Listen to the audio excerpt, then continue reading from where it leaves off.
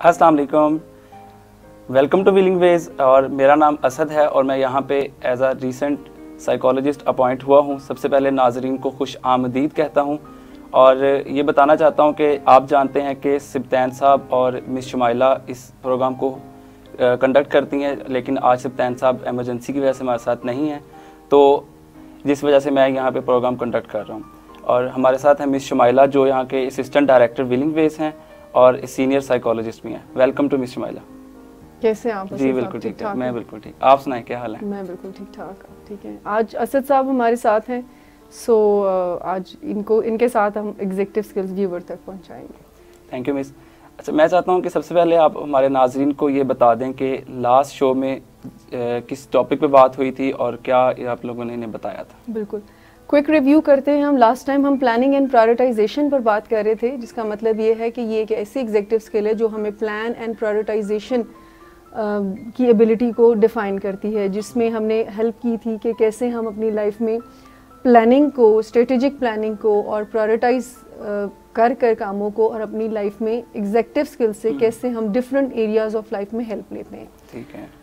आज का जो प्रोग्राम है व्यूअर्स, वो हम ज़्यादा पहले भी कर चुके हैं, लेकिन वो हमने टीन्स के हवाले से किया था, जिसका बहुत अच्छा रिस्पांस भी आया था आप लोगों की साइड से। आज हम एडल्ट के रेफरेंस में बात करेंगे टाइम मैनेजमेंट पर। सो आज की जो एग्जीक्यूटिव स्किल होगी वो टाइम मैनेजमेंट है। जो लोग टाइम को अच्छे तरीके से मैनेज नहीं कर पाते, तो आज का प्रोग्राम उनके लिए बहुत फ्रूटफुल होगा। मैं सबसे पहले तो ये बता दें कि ये टाइम मैनेजमेंट क्या है। हम कहते हैं कि आज का दौर असल में इस तरह का है कि हर बंदा अपने ही मसरूफ़ है, जिससे पूछो यार टाइम नहीं है, दोस्तों के लिए टाइम नहीं है, फैमिली के लिए टाइम नहीं है। तो पहले तो बताएं टाइम मैनेजमेंट है क्या। देखिए, टाइम मैनेजमेंट जैसे है 24 आवर्स ही। अब देखिए, इन्हीं 24 घंटों को बहुत सारे लोग बड़े अच्छे तरीके से मैनेज करके सक्सेसफुल हैं, और बहुत सारे लोग, जैसे आपने कहा कि टाइम नहीं है, टाइम कैसे भाग रहा है, दौड़ रहा है, हमें समझ नहीं आती कैसे दिन निकला और कैसे ख़त्म भी हो गया। सो टाइम मैनेजमेंट की डिफरेंट डेफिनेशन है, लेकिन by the definition and according to the executive skill, एक दफ़ा बिफोर दैट कि हम एग्जीक्यूटिव स्किल टाइम मैनेजमेंट की डेफिनेशन डिस्कस करें, मैं ये थोड़ा सा बताना चाहूँगी, बिकॉज आज आप हमारे प्रोग्राम में हैं, आपने काफ़ी अच्छी इसकी तैयारी भी की हुई है। ही is a very competent psychologist है, is very hard working. Thank you. So उसमें ये है कि executive skills brain based skills हैं, यानी हम सब, हमारे ब्रेन में कोई एक एरिया है जिसको प्रीफ्रंटल कॉर्टेक्स टेक्निकली कहते हैं, वहाँ पर ये एग्जीक्यूटिव स्किल एग्जिस्ट कर रही हैं, जो कि 12 इन नंबर हैं। उनमें से एक टाइम मैनेजमेंट है जो आज हम डिस्कस करेंगे। सो टाइम मैनेजमेंट एक स्किल है बाय द डेफिनेशन ऐसी एबिलिटी का होना जिसमें नंबर 1 आप सही एस्टिमेट कर सकें कि कितना टाइम आपके पास है, how much time you have, then allocate कर सकें।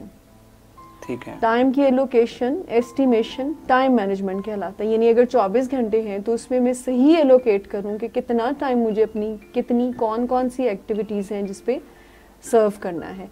And at the same time इसकी डेफिनेशन में एक पॉइंट बहुत इम्पॉर्टेंट है, ये स्किल जिनके अंदर एज अ स्ट्रेंथ एग्जिस्ट कर रही होती है, तो वो ना सिर्फ सही एलोकेट करते हैं टाइम को, यानी वो ना सिर्फ अपने टाइम का सही एस्टिमेशन लगाते हैं, but at the same time वो बहुत अच्छे तरीके से जाने हुए होते हैं कि ये टाइम की, जिसको कहते हैं ना सेंस ऑफ इम्पोर्टेंस, टाइम की उनके ये इम्पोर्टेंस की बहुत सेंस होती है। वो टाइम को बिल्कुल वेस्ट नहीं करते, उनको बिल्कुल ठीक तरीके से पता होता है, जिनके अंदर ये executive skill as a strength exist कर रही होती है।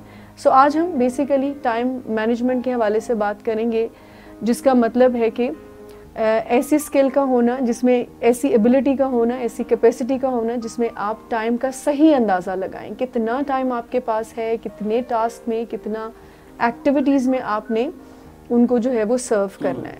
सो time management by the definition ये है। बिल्कुल सही।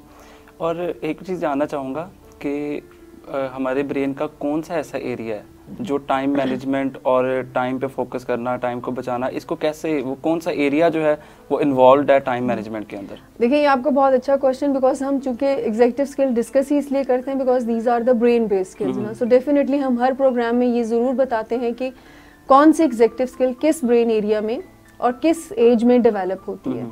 सो एक्चुअली में तो जैसे हम बात कर रहे हैं कि ये सारी स्किल्स प्री फ्रंटल कॉर्टेक्स में एग्जिस्ट करती हैं, लेकिन मैं थोड़ा सा यहाँ पर ये बताना चाहूँगी कि ये जो टाइम मैनेजमेंट की स्किल है, ये एज वाइज कैसे डेवलप होती है। सो सबसे पहले जो है वो 5 या 6 साल की उम्र में बच्चा जो है वो क्यू करना शुरू करता है, वो एक रैंडम सा एक वेग सा आइडिया लगाना शुरू होता है कि जो काम कंपैरिजन इन सिंपल वर्ड्स अगर हम बता सकें तो वो एक काम का दूसरे काम से समहाउ कंपैरिजन स्टार्ट करता है कि एक काम मुझे वेग सा, नॉट कॉन्शियस और नॉट कोई जिसको कहते हैं ना फाइनली डिफाइन नहीं कर पाता, लेकिन उसको आइडिया होना शुरू हो जाता है 5 से 6 साल की उम्र में। जैसे ही वो थोड़ा सा ज़रा 10 साल तक की उम्र तक पहुंचता है तो वो काउंटिंग टाइम एक टर्मिनोलॉजी यूज़ की जाती है कि वो टाइम को काउंट करने की स्किल को सीखना शुरू कर देता है। सही।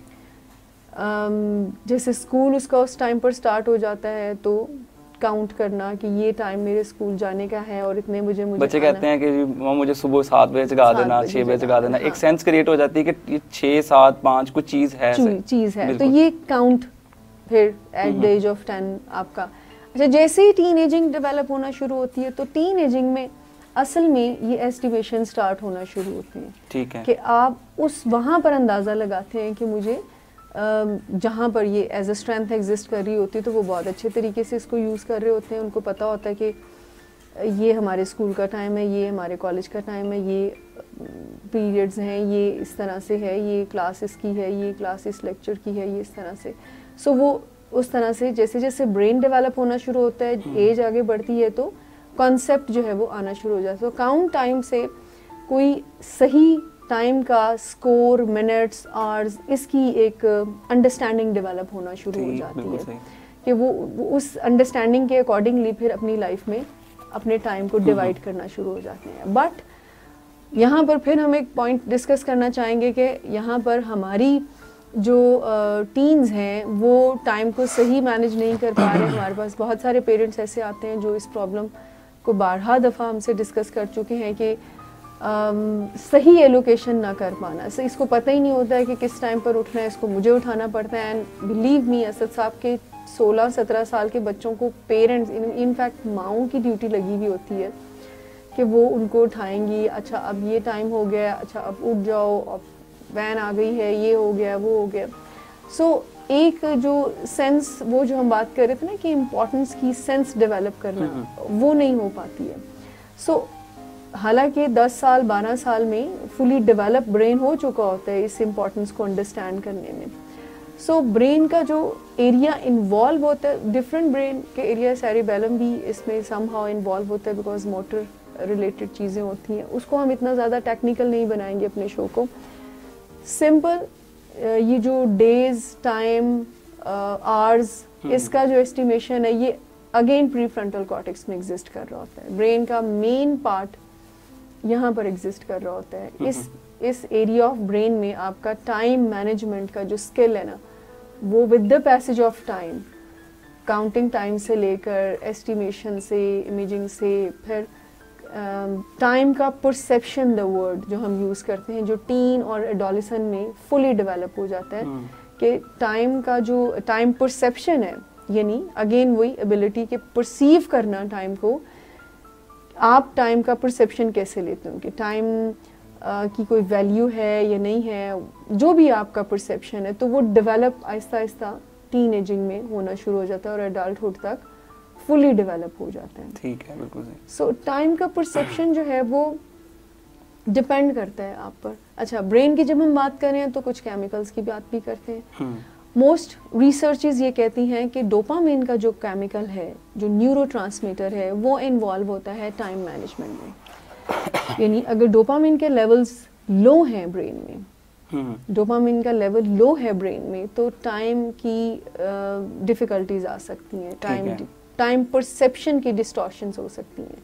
आप सही तरह से परसीव नहीं कर सकते डोपामिन, बिकॉज डोपामिन लो होता है तो डेफिनेटली टाइम का जो सही एस्टिमेशन है वो नहीं लगा सकता। लेकिन डोपामिन लो आपने कहा होता है, तो कैसे, यानी डोपामिन लो होने या इंक्रीज, हम उसको कैसे डोपामिन के लेवल को बढ़ा सकते हैं, या किन फैक्टर्स की वजह से वो कम हो जाता है? अच्छा, उसमें चूंकि हमारी डिफरेंट जो डिजीजेज होती हैं उसमें डोपामिन का बहुत रोल होता है, बिकॉज ये मूड को मैनेज करने वाला कोई केमिकल है। ठीक है, ठीक है, मूड इससे मैनिपुलेट होता है। डोपामिन्स के हाई लेवल आपके मूड को हाई करते हैं, डोपामिन्स के लो लेवल आपके मूड को लो करते हैं।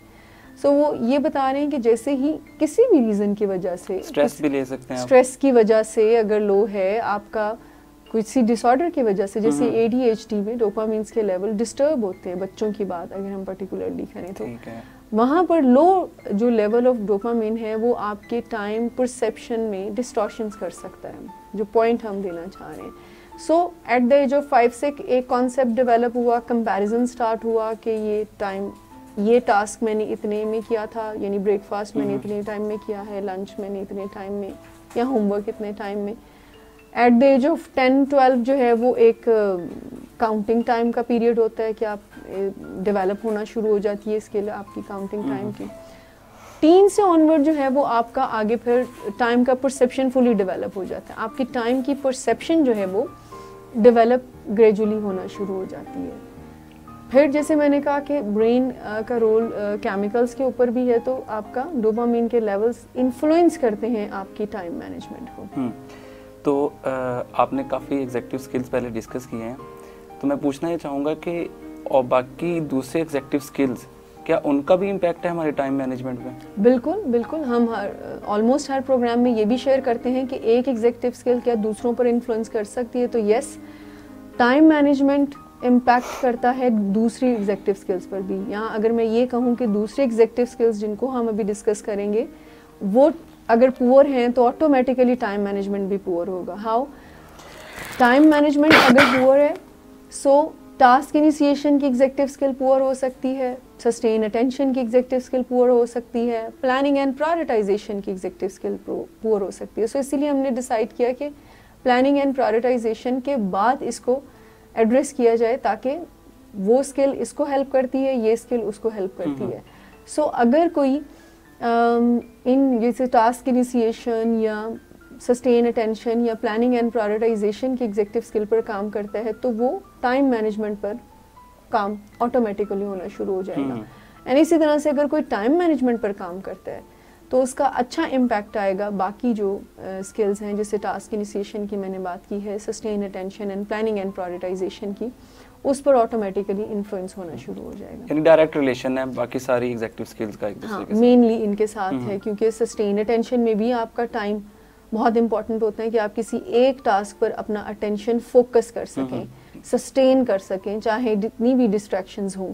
तो टाइम मैनेजमेंट का इस तरह से कोरिलेशन इसमें बनता है कि टाइम मैनेजमेंट अगर आपके अंदर सस्टेन अटेंशन की executive skill as a strength exist कर रही है एंड डिस्ट्रैक्टेबिलिटीज़ के बावजूद आप किसी भी गोल को अचीव करने के लिए सस्टेन है, तो सही एस्टीमेट ही आपको सस्टेन अटेंशन की तरफ लेकर जाता है कि आप अपनी अटेंशन को फोकस रख ही तब पाते हैं जब आपके पास सही एस्टीमेट होता है टाइम में कि ये मेरा टास्क है और इतने टाइम में मैं इसको कर लूँगा।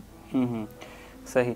अच्छा, अभी एक क्वेश्चन मेरे जहन में आया कि मेरे साथ भी होता है, नॉर्मली सबके साथ ही होता होगा कि जब खुशी के लम्हात होते हैं, लाइक हम कहीं आउटिंग पे जा रहे हैं या वेकेशंस हो गई हैं, तो जैसे अब दिसंबर वेकेशन स्टार्ट हो गई हैं, तो बच्चों से पूछे तो वो ये, या बड़ों से पूछें तो वो अच्छा टाइम का पता ही नहीं चला। सही है। उसके ऑपोजिट ये है कि जब हम पे कोई मुश्किल वक्त आता है तो हमें लगता है कि ये वक्त जैसे रुक गया हो। तो क्या टाइम मैनेजमेंट और इमोशंस, ये दो चीज़ें आपस में रिलेट करती हैं तो कैसे? देखिए, बिल्कुल जो इमोशंस का ताल्लुक जो है वो टाइम मैनेजमेंट से बहुत गहरा है। यानी इमोशंस बहुत ही, आप समझ लें कि डिस्टिंक्टिव वे में हमारे टाइम को इन्फ्लुएंस करते हैं। यानी जैसे आपने कहा कि अगर अच्छा टाइम है तो लोगों का ख्याल होता है कि टाइम फ्लाई कर जाता है, हमें बहुत अच्छे टाइम का जल्दी पता नहीं चलता है और वो गुजर भी जाते हैं। और अगर कोई बैड इवेंट हो जाए, जैसे डिप्रेशन की स्टेट जो है वो टाइम को स्लो कर देती है। जो हमारा डिप्रेशन का इमोशन है या इन अदर वर्ड सैडनेस का जो इमोशन है वो हमारे टाइम को ज़रा स्लो करती है। आप देखें, जब आप डिप्रेस होते हैं तो टाइम गुजर ही नहीं रहा होता। हम सब एक्सपीरियंस करते हैं इस तरह के इमोशंस को। सो वो डिप्रेशन में स्लो हो जाता है। अब ये इमोशंस हमारे टाइम की परसेप्शन को इन्फ्लुएंस करते हैं। ठीक है। हमारा मूड, इन अदर वर्ड्स, हमारा मूड जो है वो टाइम की परसेप्शन को इन्फ्लुएंस करता है। अगर आप स्ट्रॉन्ग पॉजिटिव इमोशंस के साथ हैं तो आप देखेंगे कि वो आपका परसेप्शन ये होगा कि शायद वो सस्टेन नहीं करता, वो जल्दी से गुजर जाने वाला टाइम है, हालांकि ऐसा नहीं होता। टाइम तो वही 24 आवर्स ही है ना, वो दोनों कंडीशन में। अच्छा, अब जब कोई फियरफुल होता है, अगर आप देखें तो ज़्यादा जो फियरफुल हमारे लाइफ में एक्सपीरियंसेस होते हैं, तो उसके बारे में हमारा ये ख्याल होता है कि ये बड़े कोई जिसको कहते हैं ना लास्टिंग लॉन्गर इवेंट्स हैं, कि ये ख़त्म ही नहीं होते हैं और ये बहुत डराने वाले होते हैं। सो उसके बारे में ये परसेप्शन होता है। एंड जैसे मैंने डिप्रेशन की बात की, लेकिन पॉजिटिव इमोशंस में हमेशा जो है वो लोगों का ये ख्याल होता है कि टाइम का पता ही नहीं चलता है और पता नहीं चला। ये अब हमारी जो जनरेशन है, जो टीन्स हैं, जो एडल्ट्स हैं, चूँकि वो फ़न लविंग ज़्यादा हैं, यानी उनको ज़रा फ़न, ज़रा एडवेंचर, हर वक्त वो ये सोच रहे होते हैं। सो ये अगेन एक और रॉन्ग परसेप्शन बनना शुरू हो जाती है कि उनकी लाइफ में फ़न एक्टिविटीज़ ज़रा वो समझते हैं ज़्यादा हैं और उसको ज़रा ज़्यादा लंबे अरसे तक होना चाहिए।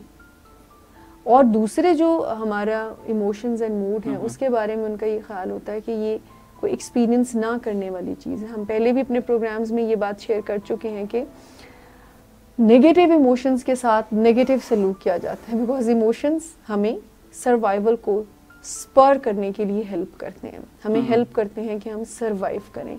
लेकिन हम कोई इनका पर्पस ऐसा बना लेते हैं इनोसेंटली या अनफॉर्चुनेटली कि लाइफ में मकसद हमारा फिर ये हो जाता है कि पॉजिटिव इमोशंस को मैक्सिमम करना और उन्हीं की कोशिश में लगे रहना कि वो हमारी ज़िंदगी में बहुत ज़्यादा हो जाए, और नेगेटिव इमोशंस को मिनिमाइज करना या एक्सपीरियंस ना करना। Thank you so much miss, आपने काफ़ी ज़्यादा मेरे एक क्वेश्चन का बड़ा अच्छा एलैबोरेट आंसर किया।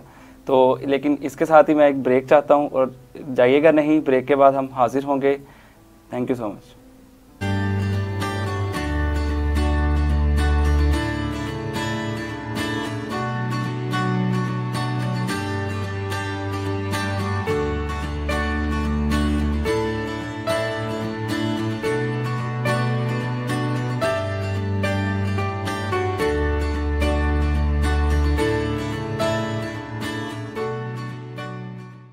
ज़िंदगी में हम कुछ ना कुछ अचीव करना चाहते हैं, कुछ ना कुछ हम चाहते हैं कि हासिल करें, और उस तगो दौ के लिए, उस कोशिश के लिए कुछ इंग्रेडिएंट्स की ज़रूरत होती है, कुछ चीज़ों की ज़रूरत होती है। उन इंग्रेडिएंट्स में एक तो गोल हमारे पास होना चाहिए, और गोल जो है वो गोल मटोल नहीं होना चाहिए, बिल्कुल हमें सही पता होना चाहिए कि हमारा गोल क्या है। हम पॉसिबिलिटी थिंकर नहीं बनते, हम ये नहीं सोचते कि चीज़ें हमारे लिए मुमकिन हैं, हम ये सोचते हैं कि एक्सक्यूज़ेस क्या हैं, हालात बुरे हैं, वजूहात बहुत ख़राब हैं, हालात हमारी मर्ज़ी के नहीं हैं, पाकिस्तान में ये मुश्किलात हैं। तो हम उन बहानों के पीछे छुप जाते हैं और वो नहीं कर पाते हैं जो हम करना चाहते हैं। मगर इसी फ़िज़ा में, इन्हीं हालात में ऐसे आपको लोग मिलेंगे इधर उधर इन योर लाइफ टाइम, जिन्होंने despite all the problems they achieved what seemed like an impossible task. Care taking behaviours basically enabling की तरफ ही आपको प्रमोट कर रहे होते हैं। जब भी हम किसी अपने प्यारे को इनेबल करते हैं, इनेबल बज़ाहिर एक बड़ा पॉजिटिव सा वर्ड हमें लगता है, और हम इसको समझते हैं कि हम किसी दूसरे को किसी काबिल बना रहे होते हैं। लेकिन जब हम एडिक्शन के हवाले से तज़किरा करते हैं इनेबलिंग का, तो एडिक्शन में काफ़ी ये नेगेटिव कॉनोटेशन के साथ आता है, और हम ये समझते हैं कि ऐसा शख्स जो कि ख़ुद किसी काम को करने के काबिल है, हम फिर भी उसके कुछ कामों को कर रहे होते हैं ताकि उसको प्रोटेक्ट कर सकें या उसको किसी तौर पे फ़ायदा पहुंचा सकें। लेकिन जब कोई नशे की बीमारी में मुब्तला होता है और हम इनेबल करते हैं उसको डिफरेंट एस्पेक्ट से, तो इसमें सिर्फ मरीज़ को जो तकलीफ़ पहुंच रही होती है नशा करने से, हमारा ख्याल होता है कि हम उसे उन तकलीफ़ों से बचा रहे हैं, जबकि दर हकीकत हम उसकी बीमारी को प्रमोट कर रहे होते हैं। और जैसे आपने तज़किरा किया कि बाज़ुकात हम प्रमोट करते करते इतनी दूर निकल जाते हैं कि वहाँ पे सिर्फ मौत ही इंतज़ार कर रही होती है।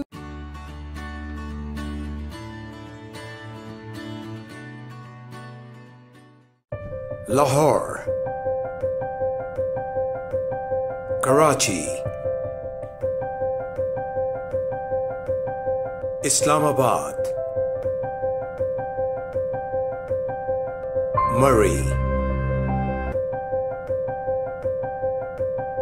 across the nation.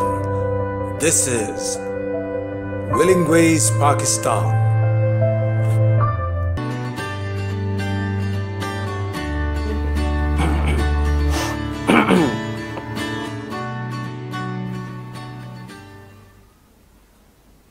Welcome back. हमारे नाजरीन जो हमें इस टाइम देख रहे हैं उनको दोबारा से एक वेलकम। और हम बात इस पे कर रहे थे कि टाइम मैनेजमेंट और इमोशंस का क्या रिलेशन है। तो मिस शमाइला ने काफ़ी अच्छा वाज़ह कर दिया कि जब हम पॉजिटिव इमोशंस जो हैं वो हमारे टाइम उससे जल्दी स्पेंड हो जाता है, और नेगेटिव इमोशन डिप्रेशन की स्टेट में टाइम जो है वो एक स्लो फील होता है। मतलब ये बात हम ये कर रहे थे कि परसेप्शन टाइम की परसेप्शन जो है वो इन्फ्लुएंस होती है हमारे इमोशन से। ऐसा होता कुछ नहीं है, लेकिन हमारा परसेप्शन ये है, इट्स अ परसेप्शन कि हमारे इमोशन और मूड जो है वो टाइम पर इन्फ्लुएंस इनफैक्ट कर रहे होते हैं। जैसे हमने बात की कि अच्छा टाइम फ्लाइज एंड बुरा टाइम जाता ही नहीं है and all that. So perception पर डेफिनेटली हमारे इमोशंस और मूड जो है वो इन्फ्लुएंस कर रहा होता है। बिल्कुल सही। अभी एक क्वेश्चन माइंड में आया कि अगर एक बंदा टाइम मैनेज नहीं करता, वो कहता है ठीक है मैं अपनी मर्जी से जीना चाहता हूँ, भाई मैं क्यों बाउंड करूँ अपने आप को कि आज मैंने ये करना है, आज ये करना है, तो उससे उसको क्या डिसएडवांटेजेस भी हो सकते हैं? बिल्कुल। टाइम मैनेजमेंट मेरे ख्याल से कोई ऐसी हमें इनबॉक्स में भी काफ़ी दफ़ा ये क्वेश्चन आया कि टाइम मैनेजमेंट की स्किल पर बात करें आप देखें टाइम अगर मैनेज नहीं होता है, हर एग्जीक्यूटिव स्किल, इनफैक्ट हर एग्जीक्यूटिव स्किल अगर उसको नहीं कोई पॉलिश करता है तो उसका डेफिनेटली नेगेटिव इफेक्ट तो होता ही है। सबसे बड़ा जो टाइम मैनेजमेंट का डिसएडवांटेज है कि अगर वो कोई पोअरली मैनेज कर रहा है तो सबसे बड़ा जो नुकसान उठाना पड़ता है वो क्वालिटी है, क्वालिटी ऑफ वर्क है। देखिए मिसाल के तौर पर एक बंदा एस्टिमेट गलत लगाता है अपने टाइम का, और जितना टाइम उसको रिक्वायर्ड है। अब हमें ये भी बात करेंगे कि किस तरह की प्रॉब्लम टाइम मैनेजमेंट, नॉर्मली ये कहा जाता है कि सही एस्टिमेट ना लगाना, लेकिन there are different types of problem जो कि टाइम मैनेजमेंट में डिफरेंट पीपल जो हैं वो डील कर रहे होते हैं उसको।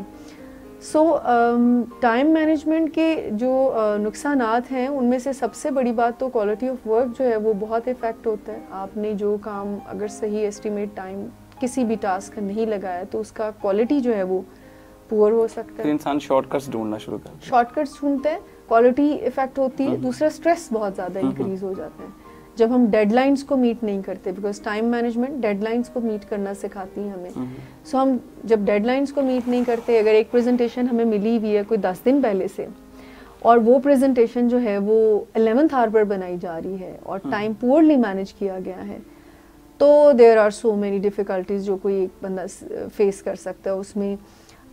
जैसे मैंने कहा कि क्वालिटी गिर सकती है, स्ट्रेस हो सकता है, इमोशनल स्टेट बहुत इन्फ्लुएंस हो सकती है। इमोशंस जो हैं वो आपके काफ़ी ज़्यादा, जब आप स्ट्रेस्ड होंगे तो डेफिनेटली या तो फियरफुल होंगे या डिप्रेस होंगे या अवॉइडेंस होएगा या आइसोलेशन होगी। सो टाइम मैनेजमेंट ओवरऑल आपकी समझ लें कि इमोशन से लेकर बिहेवियर तक इन्फ्लुएंस कर रहा होता है। सबसे ज़्यादा इसमें तो quality of work he influence हो रहा होता है, बैडली इन्फ्लुएंस हो रहा होता है, एंड फिर फ्रस्ट्रेशन और स्ट्रेस भी इसका एक बहुत बड़ा डिसएडवांटेज है। अच्छा, बिफोर दैट कि हम टेक्निक्स पर जाएं, मेरे ज़हन में एक चीज़ अभी जब हम डिस्कस कर रहे थे तो आ रही थी कि इसमें डिफरेंट प्रॉब्लम्स हैं। मतलब सिर्फ ये कह देना कि टाइम मैनेजमेंट पुअर है तो इसका मतलब, जैसे हमने डेफिनेशन में भी डिस्कस किया कि पुअर एस्टिमेशन एलोकेशन जो है वो टाइम मैनेजमेंट की प्रॉब्लम को बता रही होती है। अब कुछ लोगों के साथ ज़रा डिफरेंट प्रॉब्लम्स होते हैं। कई लोग जो हैं वो टाइम मैनेजमेंट पुअर इस तरह से होती है कि वो काम ही शुरू नहीं कर पाते, इनिशिएटिव नहीं ले पाते, वही प्रोक्रास्टिनेट करते हैं और टास्क इनिशिएशन की स्किल अगेन एविडेंट हो जाती है। मैं कर लूंगा डिले करते रहते हैं, प्रोक्रास्टिनेट करते रहते हैं और काम शुरू नहीं कर पाते। कुछ लोगों के साथ मसला ये होता है, यानी पुअर टाइम मैनेजमेंट जो है जब हम डिफाइन करते हैं, एड्रेस करते हैं, तो कई लोगों के साथ मसला जब उनसे सवाल किया जाता है तो वो कहते हैं कि जी टाइम, मुझे सबसे बड़ा मसला ये है कि मुझे टास्क इनिशिएशन का जो है ना वो प्रॉब्लम आता है कि मैं सही टाइम पर काम को शुरू ही नहीं कर पाता हूँ। इसकी रीज़न कॉन्सिक्वेंसेस तो नहीं है कि हम कहते हैं काम करते हैं, हम कहते हैं पता नहीं होगा नहीं होगा, अगर लाइक हम पढ़ना स्टार्ट करते हैं तो हमारे जहन में सबसे पहले आता है अच्छा अच्छे मार्क्स नहीं आए तो क्या होगा, शायद हम वो ऑलरेडी एक नेगेटिवली चीज़ लेके चल रहे होते हैं। प्रोक्रास्टिनेशन के बहुत आप समझ लें कि मुख्तलिफ रीजंस हैं। उनमें से एक ये भी है कि हमें परफॉर्मेंस का फियर होता है तो हम एंजाइटी की वजह से काम स्टार्ट ही नहीं करते। बट हमने जब टास्क इनिशिएशन पर बात की थी तो उसमें हमने काफ़ी डिटेल में इस हवाले से बात की थी कि कई लोगों की आदत बन जाती है 11th आवर पर, ऐसे कोई मिसपरसेप्शंस उनको घेर लेते हैं कि जी मैं 11th आवर में बहुत अच्छा काम करता हूँ और मैं प्रेशर में बहुत अच्छा काम करता हूँ, और उसके प्रीवियस एक्सपीरियंसेस भी ये रिफ्लेक्ट कर रहे होते हैं कि मैंने वो वाला काम भी तो कर ही लिया था ना, हो ही गया था ना, तो वो ये चीज़ जो है वो आगे भी कंटिन्यू रहती है। अच्छा, उसमें एक चीज़ प्रॉब्लम ये होती है कि वो मीडियोकर काम को भी अब एक्सेप्ट कर रहे होते हैं। देखिए हमारी लाइफ में पहली दफ़ा जब कोई प्रॉब्लम आती है ना तो वो बड़ी प्रॉब्लम होती है। मिसाल के तौर पर असाइनमेंट अगर अच्छी नहीं बनी है तो वो पहली दफ़ा बड़ा दुख होगा, लेकिन अगर हम चेंज नहीं करेंगे अपनी हैबिट को कि मैं सही टाइम पर प्रेजेंटेशन बनाना नहीं स्टार्ट करूँगी, अगेन 11th आवर पर करूँगी, अगेन मुझे डिस्ट्रैक्शन अपनी तरफ जो है वो अट्रैक्ट करेंगी और मैं जो टाइम है जो काम करने को उस टाइम में उस टाइम फ्रेम में काम कंप्लीट नहीं करूँगी।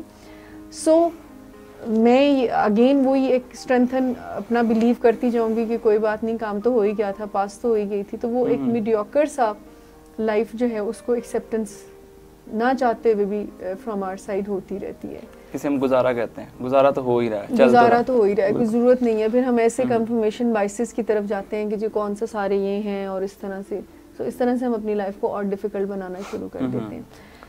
सो टाइम मैनेजमेंट जो है वो बहुत इम्पॉर्टेंट स्किल है और इसमें टास्क इनिशिएशन अगर कई लोगों को डिफ़िकल्टी आती है कि अगर उनके साथ मसला काम शुरू करने का है तो वो पहले उस पे काम करें कि काम शुरू करने कि कौन सी ऐसी स्किल्स हैं कि टास्क इनिशिएट करने में उनको हेल्प मिलेगी। सो टाइम मैनेजमेंट में अगर हम फोकस करें तो अगर किसी के साथ ये मसला है कि वो काम शुरू ही नहीं कर पाता तो फिर उसको ज़्यादा फोकस उस जगह पर देना है कि टास्क इनिशिएशन की स्किल को इम्प्रूव करना है। बहुत सारे लोग ये कहते हैं काम हम शुरू तो कर लेते हैं लेकिन हम सही इतना इन्वॉल्व हो जाते हैं कि अंडर एस्टिमेट कर लेते हैं टाइम स्पैन को।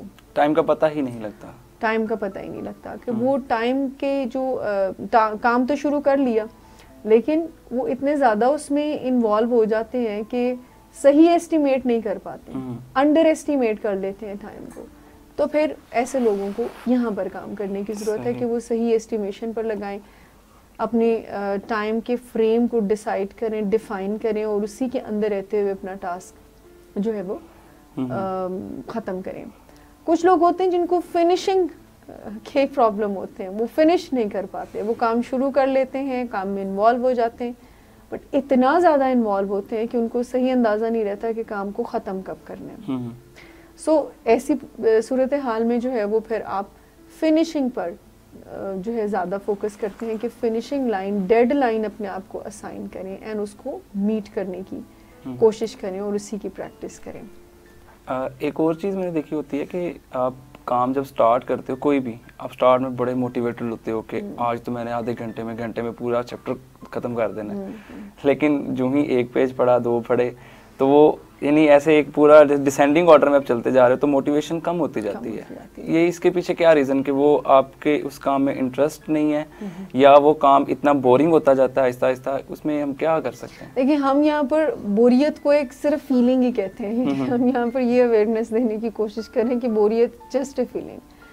हाँ, मोटिवेशन से काम स्टार्ट करते हैं। समटाइम जो पर्टिकुलर प्रॉब्लम आप शेयर कर रहे हैं तो उसमें डेफिनेटली मूड रोल प्ले कर रहा होता है। हमें हैबिट नहीं होती है, हम बड़ी जल्दी हमारा मूड जो है वो फ्लक्चुएट कर जाता है, तो हम एक बड़े एंथुसिज्म के साथ काम स्टार्ट करते हैं बट वो आधे घंटे में, 15 मिनट में, 20 मिनट में हमारा डिस्ट्रैक्शन कोई ऐसी आ जाती है कि हम फिर पढ़ाई हमें ज़रा कम वैल्यूड लगती है और कोई और काम जैसे नोटिफिकेशन आ गई फेसबुक का, बार बार मोबाइल देखना, बार बार मोबाइल देखना, किसी फ्रेंड की कॉल आ गई है, तो वो एक ये रीज़न बन जाती है सम टाइम कि आपको इस तरह की डिस्ट्रैक्शन है तो इस तरह की डिफ़िकल्टीज का सामना करना पड़ सकता है। बिल्कुल सही, काफ़ी अच्छी इन्फॉर्मेशन दी है आपने टाइम मैनेजमेंट के वाले से, उसके बाद हमने देखा कि ब्रेन का कौन सा एरिया है जो इफ़ेक्ट करता है, और नेक्स्ट हमने देखा इमोशंस के साथ, लेकिन वो डिसएडवांटेजेस भी हमने देखे। लेकिन अब मैं चाहता हूँ कि हमारे व्यूअर्स को आप ये बता दें कि इन सारी टाइम मैनेजमेंट करने की कुछ स्किल्स भी होती हैं, अगर हैं, या टेक्निक्स, वो प्लीज़ आप इन्हें बता दें। बिल्कुल, टेक्निक्स को बताने से पहले जैसे मैं इम्पोर्टेंस की बात की थी, उस पर थोड़ी सी बात करना चाहेंगे कि टाइम की इम्पोर्टेंस की सेंस डेवलप करना। अब ये एक बहुत बड़ा पॉइंट है कि जिसमें हम टाइम की इम्पोर्टेंस की सेंस को डेवलप करें कि टाइम इज़ वेरी इम्पोर्टेंट। आप समझ लें कि एलिमेंट हम सबकी ज़िंदगी में है। 24 घंटों को ही हम अच्छे तरीके से यूटिलाइज करते हैं तो बहुत शानदार चीज़ें लोगों की लाइफ में होती हैं, वो बहुत सक्सेसफुल होते हैं। और अगर इसी टाइम को सही तरीके से ना यूज़ किया जाए तो फिर हम वेस्ट ऑफ टाइम और इस तरह की बातचीत को आपको सुनने को मिलती है। सो सेंस कैसे डेवलप की जाए, यहाँ पर मैं एड्रेस करना चाहूँगी पेरेंट्स को ज़्यादातर, कि पेरेंट्स को ये अपने बच्चों में इस सेंस को डेवलप करने के लिए खुद टाइम मैनेजमेंट करना पड़ेगा।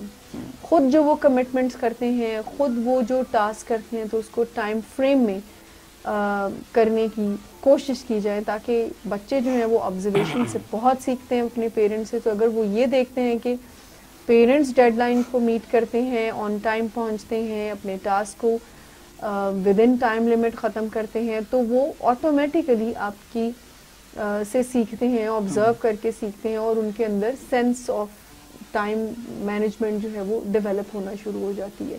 बट है ये बहुत इम्पॉर्टेंट, बिकॉज अगर आप अपने टाइम को सही मैनेज करना सीखते हैं, आप लाइफ को एंजॉय भी करेंगे। बिकॉज बहुत सारे लोग कहते हैं कि जी ये एक्टिविटीज़ ज़रा बोरियत वाली हैं, जैसे हमने टाइम की परसेप्शन की बात की है, तो उसमें परसेप्शन ऐसा है ना कि ये पढ़ाई बहुत बोरियत है और ये टाइम ख़त्म ही नहीं होता और इसमें मुझे नींद आना शुरू हो जाती है एंड ऑल दैट। सो जब हम सही डिवाइड करेंगे अपने टाइम को, सही यानी अपने टाइम में सोशलाइजेशन भी रखें, स्टडीज़ भी रखें, और भी अपनी जो एक्टिविटीज़ हैं, हर चीज़ का सही आप एक लिस्ट बनाते हैं, सही तरीके से आप उसको एलोकेट करते हैं, डिफाइन करते हैं, एंड देन फिर स्टिक रहना, स्केड्यूल पर स्टिक रहना इन फैक्ट टाइम मैनेजमेंट कहलाता है।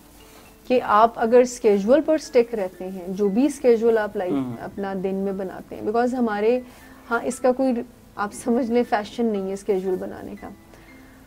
कितने बजे आपने उठना है, अब ये साउंड लोगों को करता है कि ये पता नहीं कोई मुश्किल सा काम है, कि ये तो कोई रोबोटिक सी लाइफ हो गई है कि इतने बजे उठें, इतने बजे बाउंड कर लें अपने बाउंड कर लें। हालांकि ऐसा बिल्कुल भी नहीं है कि अगर आप एक स्केड्यूल सेट कर लेते हैं, जो कि हम टेक्निक्स में ज़्यादा डिटेल में बात करेंगे कि स्केड्यूलिंग कैसे हम करते हैं, सो वो आपकी टाइम मैनेजमेंट को बहुत बेहतर बना सकता है। लेकिन अगर आप नहीं कर पाए, मिसाल के तौर पर किसी ने ऑफिस जाना है एंड उस टाइम पर वो अगर अपना सोशल मीडिया को विजिट कर रहा है, तो वो उसमें लॉस्ट हो सकता है। सो स्केड्यूलिंग करके और टाइम की इम्पोर्टेंस को सेंस करके आप अपनी लाइफ को हर एरिया ऑफ लाइफ में अपने इंजॉय कर सकते हैं, चाहे वो फिर सोशलाइजेशन हो, चाहे वो फिर प्रोफेशन हो, चाहे वो स्टडीज़ हो, चाहे वो रिलेशनशिप हो। सो किसी ना किसी तरीके से देखिए, बहुत सारे जो बिजनेस करने वाले होते हैं तो उनके ख्याल में मतलब ज़्यादातर शिकायतें यही मिल रही होती हैं कि फैमिली के लिए टाइम नहीं है। अगर उनकी टाइम मैनेजमेंट की स्किल बहुत अच्छी होएगी तो डेफिनेटली वो फैमिली को भी टाइम दे पाएंगे, अपने बिजनेस को भी टाइम दे पाएंगे, इवन अपने आप को भी टाइम दे पाएंगे। सो time management it's very important, और हम सबको इसकी सेंस को डेवलप करने की ज़रूरत है, इसकी इम्पोर्टेंस की सेंस को डेवलप करने की ज़रूरत है। बिल्कुल सही। टेक्निक की बात करते हैं तो सबसे पहले हम बात करेंगे, जैसे लास्ट प्रोग्राम में भी हमने बात की थी कि टाइम मैनेजमेंट की अगर हमने इम्प्रूव करना है स्किल को, सो सबसे पहले प्रायोरिटाइज करना अपनी लाइफ में सीखें कि प्रायोरिटीज़ को कैसे डिज़ाइन इनफैक्ट किया जाता है, कैसे प्रायोरिटीज़ को सेट किया जाता है, जिसमें हमने, अगर आप लोगों को याद हो व्यूअर्स, तो हमने लास्ट प्रोग्राम में कोई एक क्वाड्रेंट डिस्कस किया था, जिसमें हमने इस मुश्किल को आसान करने की कोशिश की थी कि अगर आपको प्रायोरिटाइज़ करना है कि कौन सा काम पहले और कौन सा बाद में, तो आप एक क्वाड्रेंट को फॉलो कर सकते हैं। और टाइम मैनेजमेंट में भी प्रायोरिटाइजिंग जो है वो आपको नंबर 1 स्किल है जो आपको हेल्प करेगी कि कैसे आप जो है वो अपने टाइम को, अपने टास्क को प्रायोरिटाइज करते हैं। सो सबसे पहले नंबर पर क्विकली रिव्यू कर लेते हैं, वो लास्ट क्वाड्रेंट जो हमने डिस्कस किया था।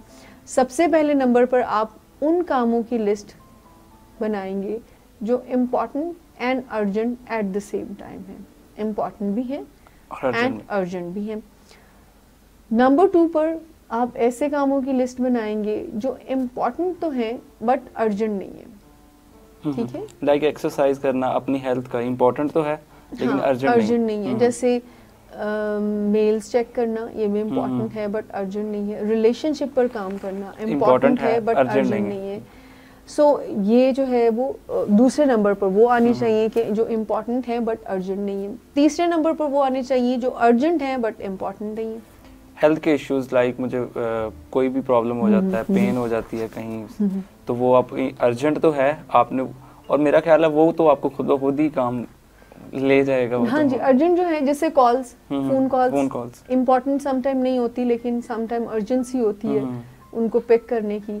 सो थर्ड नंबर पे हम उन कामों को करें जो इम्पोर्टेंट नहीं है बट अर्जेंट है। एंड नंबर 4 पर उनको लेकर आए जो इम्पोर्टेंट भी नहीं है और अर्जेंट भी नहीं है। यानी नंबर 4 में यानी वो इनफैक्ट वो काम करने की ज़रूरत नहीं है आपको जो इम्पोर्टेंट भी नहीं है। एंड आपके ज़हन में है कौन सा काम ऐसा हो सकता है जो इम्पोर्टेंट भी नहीं है और अर्जेंट भी नहीं है? ये 6 से रात को 2 बजे अपना फ़ोन चेक करना कोई इम्पोर्टेंट वो काम नहीं होता है और कोई अर्जेंट भी नहीं होता है। ऐसा ही है, बिल्कुल ऐसा है, ठीक है ना। सो प्रायोरिटाइजिंग करके हम जो है वो सबसे पहले अपना टाइम मैनेजमेंट को बेहतर बना सकते हैं, ठीक है। सेकंड नंबर पर हम स्केजुलिंग करें, स्केजुअल बनाएं। जैसे हम पहले भी बात कर रहे थे थोड़ी देर पहले कि हम स्केजुअल बनाकर जो है वो अपनी टाइम मैनेजमेंट को इम्प्रूव कर सकते हैं। स्केजुअल कैसे बना सकते हैं कि कोई सेट टाइम ज़रूर डिज़ाइन करें, कोई वेग टर्म मत यूज़ करें कि मैं सुबह जल्दी उठूंगा। बी स्पेसिफाई, जल्दी से नहीं, क्या 6 बजे 7 बजे कितने बजे 8 बजे 9 बजे स्पेसिफिक टाइम को बताएं कि इतने बजे जो है वो उठेंगे। बात की है तो अपने टाइम को स्केजुअल ज़रूर करें। हम नहीं नोटिस करते कोई टाइम फ्रेम को और बिल्कुल यानी टाइम एलोकेट करें कि अच्छा इतने बजे उठना है तो इतना टाइम जो है वो मुझे अपनी तैयारी में, अगर कोई कॉलेज या यूनिवर्सिटी जा रहा है या इवन ऑफिस भी जा रहे हैं, वो टाइम ज़रूर डिसाइड कर लें कि इतने टाइम में मुझे ये काम करना है, जो हाफ एन आवर या 1 आवर मुझे लगेगा तैयार होने में और इतने टाइम पर मुझे पहुंचने में लगेगा। और इस तरह से कोई स्केजुअल सा बना लें कि इस टाइम पर ये और फिर ये और फिर ये और फिर ये।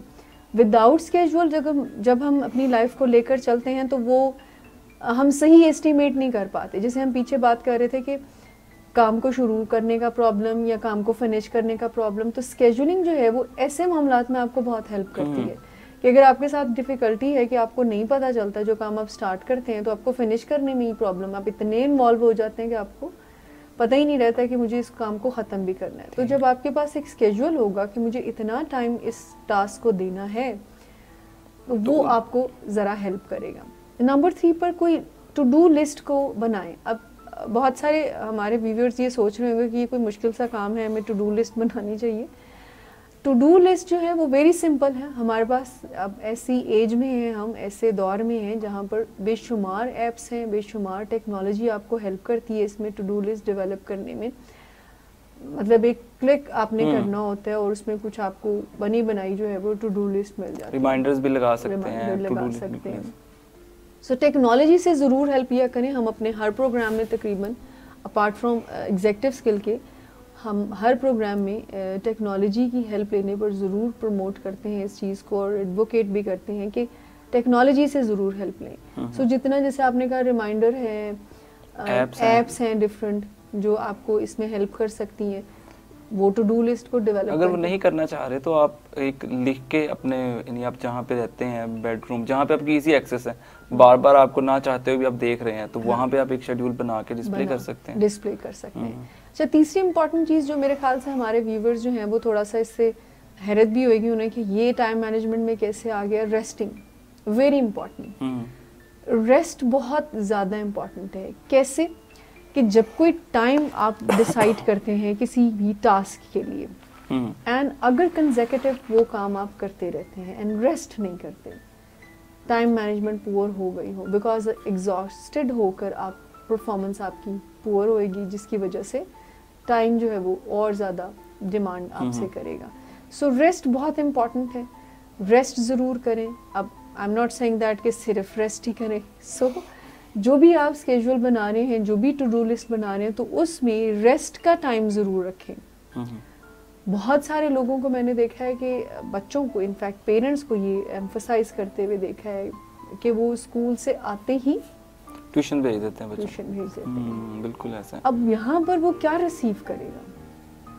यहाँ पर एक क्लाइंट को, पेशेंट को डील कर रहे थे, तो उनकी मदर से जब मैंने पूछा, मैंने कहा इनकी नॉर्मल रूटीन क्या है, तो कहती हैं ये सुबह स्कूल जाते हैं और स्कूल के बाद जब आते हैं तो लंच करते हैं और फिर इनका ट्यूटर आ जाता है, फिर दूसरा आ जाता है, फिर शाम को ये अपना थोड़ा बहुत टीवी देखते हैं और फिर इन्होंने ट्यूशन के लिए जाना होता है एकेडमी। तो मैंने कहा ये सारे टाइम में फिर होमवर्क भी करना होता है, होमवर्क करना होता है।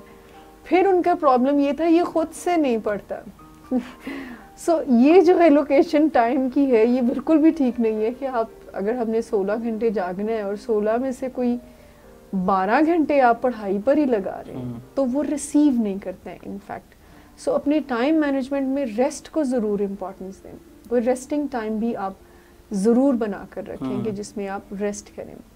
लास्ट चीज़ ये है कि हम सब में से बहुत सारे लोगों के साथ ये मसला होता है कि वो हर काम को खुद करना चाहते हैं। सो काम को डेलीगेट करने से भी टाइम मैनेजमेंट इम्प्रूव होती है। सिनर्जी की एक हैबिट को अपनी लाइफ में लाने से भी, जो कि 7 हैबिट्स में से एक हैबिट है इफ़ेक्टिव लोगों की, कि वो सिनर्जी को बहुत इस्तेमाल करते, सिनर्जाइज करते हैं, वो दूसरों की भी हेल्प लेते हैं। सो टाइम मैनेजमेंट में डेलीगेशन जो है वो आपके इस रेफरेंस में हेल्प करेगा कि आप अगर अपने काम को डेलीगेट करते हैं तो आप अपने टाइम का सही एस्टिमेट और एलोकेट कर सकते हैं, इवन अच्छा यूटिलाइज उसको कर सकते हैं। इससे एक तो ये है कि आपका काम जो है वो दूसरों में डिवाइड हो गया, सही है, और आप भी रिलैक्स हो गए और दूसरे आपके काम इन्वॉल्व हो गए। जैसे कहते हैं ना कि जितने दिमाग हैं उतने ज़्यादा वो चीज़ अच्छी हो सकती है और डिफरेंट आइडियाज़ आपको मिलते रहेंगे, तो वो एक काम प्रॉपरली तरीके से टाइमली एंड हो जाएगा, क्वालिटी इंप्रूव। बट है। At the same time Asad साहब, बहुत सारे लोग डेलीगेट करने से घबराते भी हैं। It is a problem in fact. जो लोग वर्कहॉलिक होते हैं तो वो डेलीगेट करने से घबराते हैं कि पता नहीं ये सही करेगा या नहीं। परफेक्शनिज्म को जो लोग फॉलो कर रहे होते हैं, सो डेलीगेट करने से भी जो आपका टाइम मैनेजमेंट है वो इम्प्रूव होता है, उसमें आपके पास अपने आप को टाइम देने के लिए भी टाइम हो जाता है। सो ओवरऑल अगर हम क्विकली रिव्यू करें एंड फिर हम वाइंड अप की तरफ चलते हैं कि टाइम है क्या, सही एस्टिमेशन, सही एलोकेशन, डेडलाइन को मीट करना और सेंस ऑफ इम्पोर्टेंस टाइम की। Now this is called time management. फिर हमने ये डिस्कस किया कि ये डेवलप कैसे होती है। 5 से 6 साल की वेग सा एक कंपैरिजन होता है टाइम का, फिर टाइम काउंट डेवलप होता है, फिर टाइम का परसेप्शन टीन से एडल्टहुड तक डेवलप होता है। फिर हमने डिस्कस किया कि इमोशंस जो हैं वो टाइम मैनेजमेंट में कैसे इन्फ्लुएंस करते हैं। तो फिर वाज़ा तौर पर हमने ये बात की कि हमारी जो टाइम की परसेप्शन है उसको बड़े लेवल पर हमारे इमोशंस जो है वो इन्फ्लुएंस कर रहे होते हैं। एग्जेक्टिव स्किल्स दूसरी जो इन्फ्लुएंस होती हैं उनमें, वो भी हमने डिस्कस की कि वो कौन कौन सी हैं। एंड देन फिर हमने टेक्निक्स की बात की, अपने डिसएडवांटेजेस की बात की कि नुकसान क्या होगा हमें, एंड लास्ट में हमने टेक्निक्स की बात की। सो टेक्निक प्रायोरिटाइज करने से हमारी टाइम मैनेजमेंट बेहतर होती है, स्केजुलिंग करने से हमारी टाइम मैनेजमेंट बेहतर होती है, टू डू लिस्ट बनाने से टाइम मैनेजमेंट बेहतर होती है, रेस्ट करने से टाइम मैनेजमेंट बेहतर होती है और डेलीगेट करने से टाइम मैनेजमेंट होती है। सो टाइम को सही मैनेज करना अगर किसी को आ जाता है और ये एग्जेक्टिव स्किल अगर वो लर्न कर लेता है, सीख लेता है, गुड न्यूज़ इज़ दैट कि हम इसको सीख सकते हैं, नए पाथवेज बना सकते हैं, तो हम अपनी लाइफ में आने वाले हर चैलेंज को ना सिर्फ एंजॉय करेंगे, अपनी लाइफ को मैक्सिमम वे में जिएंगे और फिर हमें ये कोई प्रॉब्लम नहीं होएगी कि टाइम आता है और पता ही नहीं चलता दिन का एंड ऑल दैट। शिकवे गिले कम होएंगे और एंजॉय और एडवेंचर हमारी लाइफ में फिर ज़्यादा होगा। थैंक यू मिस, आपने काफ़ी अच्छे तरीके से समराइज़ भी कर दिया। और मैं ये कहना चाहता हूँ कि अगर आपको कोई क्वेश्चन है, कोई इंक्वायरी है इस टाइम मैनेजमेंट के रिगार्डिंग, आप किसी भी एग्जेक्टिव स्किल के रिगार्डिंग कोई क्वेश्चन है, तो आप हमें कमेंट में भेज सकते हैं और हम इसका अगले प्रोग्राम में आपके आंसर्स जो हैं वो उसको बता देंगे। और इसके साथ ही इजाज़त दें, अपना बहुत ख्याल रखिएगा। अल्लाह हाफिज़।